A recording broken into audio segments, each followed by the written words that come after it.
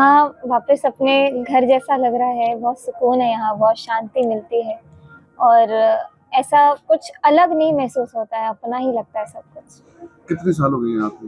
मुझे लग रहा है 7-8 साल पहले मैं पहली बार आई थी, लगातार आ रही हूँ। कभी 1 साल मैं भी बीच में जब बिज़ी थी तो नहीं आई थी, मैं आती रहती हूँ। और सारा मैनेज जो कैसे होता है, नेता भी करनी है, विधायक भी हो और अपनी गायकी भी नहीं छोड़ी जा रही? मन साफ रहेगा तो मैं दुनिया के सारे पहाड़ वाले काम कर लूँगी। तो मन साफ रखने के लिए मैं हमेशा जो धार्मिक आयोजन होते हैं वहाँ पे ज़रूर पहुँचती हूँ और अपने मतलब गीत, भजन, शबद, कीर्तन सब मैं गाती रहती हूँ ताकि मेरा मन क्लीन रहे हमेशा और बहुत ज़रूरी है कि मैं बैलेंस करके चलूँ हर चीज़ों को। विधानसभा में भी बोलना पड़ता है, स्टेज पे बोलना और विधानसभा में बोलना कितना फर्क है? मैं विधानसभा में अपने क्षेत्र के मुद्दे उठाती हूँ और लोग सुनते हैं और उस पे समाधान निकलता है। अभी ही मैंने अपने विधानसभा के लिए बहुत सारी मांगे उठाई हैं। हॉस्पिटल हो गया, एजुकेशन के लिए स्कूल्स की चारदीवारी की मांग या फिर महिलाओं की सुरक्षा के लिए उनकी यातायात व्यवस्था के लिए पिंक बस की मांग। तो ऐसे आगे भी बहुत सारी मांग उठाने वाली है। तो होता है अपने क्षेत्र में भी मैं बहुत समय बिताती हूँ, लोगों के साथ बैठती हूँ। और जब जैसे आप पहले भी भजन गायक हो, आना जाना पड़ता है, अब बिना सिक्योरिटी के मान लीजिए गुरुद्वारा साहब में बैठे, यहाँ ज़्यादा सुकून आता है कि वैसे वो ताम-झाम वाली ज़िंदगी लोग काम करवाने आ रहे हैं? हर एक चीज़ का अपना महत्व है, ये सीखा है, वो भी ज़रूरी है, ये भी ज़रूरी है। अब अगर मैं ऐसे बोलूँ कि मैं सिर्फ़ घर में अपने बैठ के भजन गाऊँगी, लेकिन मैंने अपने कर्तव्यों को पूरा नहीं किया, तो क्या मतलब ऐसे जीवन का? तो मैं अपना काम भी कर रही हूँ, अब अपने कर्म को भी निभा रही हूँ, लोगों की सेवा भी कर रही हूँ, गायन से भी और अपनी सेवा से भी। फ्यूचर प्लानिंग क्या है? मैंने कभी फ्यूचर नहीं सोचा और भगवान मुझे यहाँ तक ले आए हैं। आगे जहाँ मुझे जैसे ले जाया जाएगा, मैं बिल्कुल हर तरीके से लड़ने के लिए तैयार हूँ। ऑपोजिशन के साथ कैसी बहस रहती है? क्योंकि मिताली तो बहुत स्वीट बोलने वाली है, ज़्यादा ऊँची आवाज़ में बात भी नहीं करती। कभी-कभी हो जाता है, जब मुझे ज़्यादा छेड़ देते हैं, तो शायद मैं अपने शब्दों का जो चयन है, कई बार ऐसा हुआ है कि जब मैं नई-नई चुनाव लड़ने के लिए गई थी, तो मुझे बहुत उकसाया जा रहा था, मुझे बहुत परेशान किया जा रहा था और मुझसे ऐसे-ऐसे सवाल पूछे जा रहे थे, जो दिग्गज नेताओं से भी नहीं पूछे जाते। तो मतलब मुझे जानबूझ के ऐसा मुझे फ़ील हुआ कि सब मुझे टारगेट कर रहे हैं।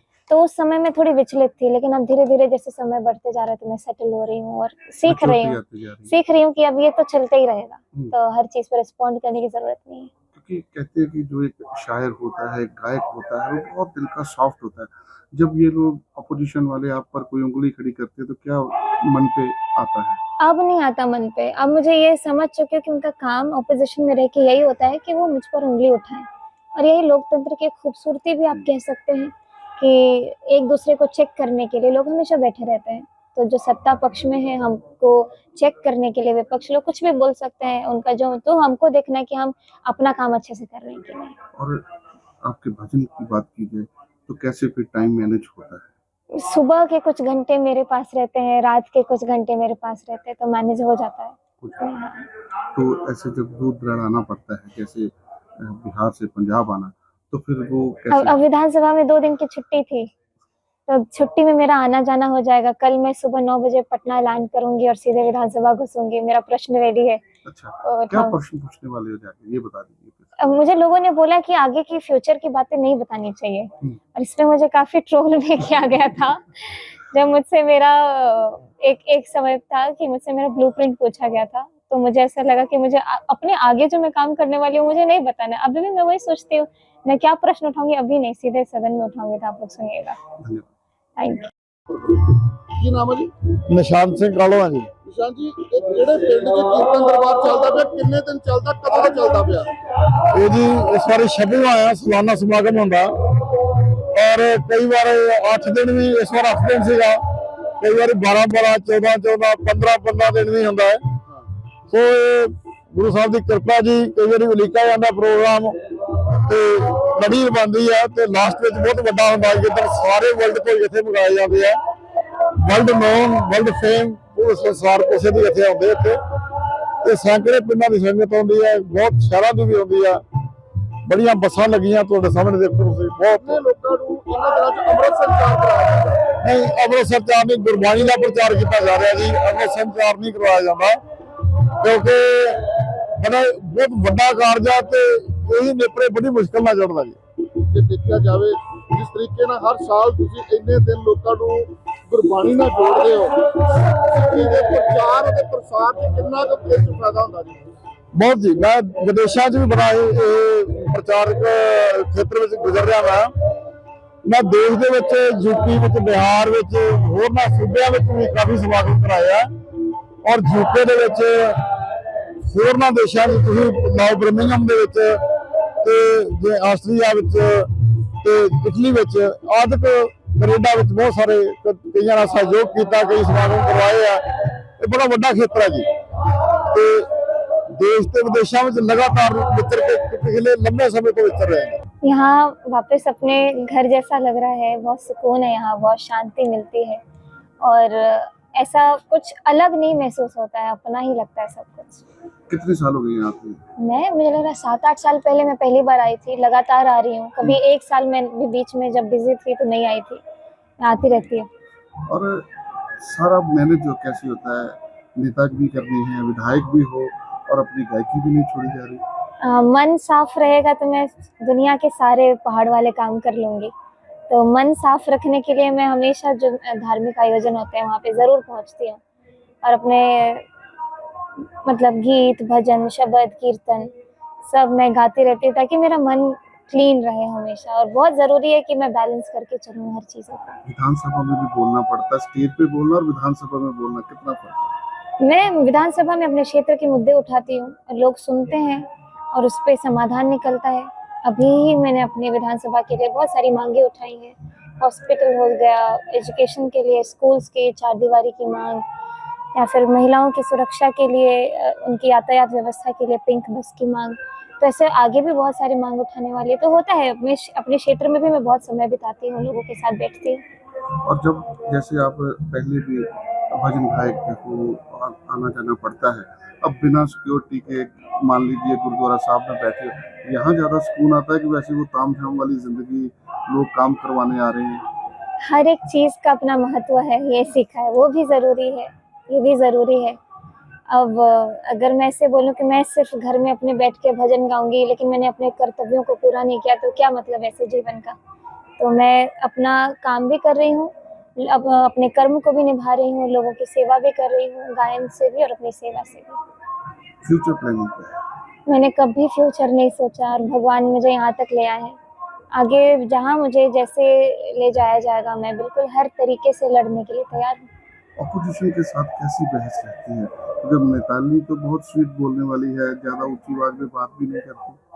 कभी कभी हो जाता है जब मुझे ज़्यादा छेड़ देते हैं तो शायद मैं अपने शब्दों का जो चयन है, कई बार ऐसा हुआ है कि जब मैं नई चुनाव लड़ने के लिए गई थी तो मुझे बहुत उकसाया जा रहा था, मुझे बहुत परेशान किया जा रहा था और मुझसे ऐसे सवाल पूछे जा रहे थे जो दिग्गज नेताओं से भी नहीं पूछे जाते।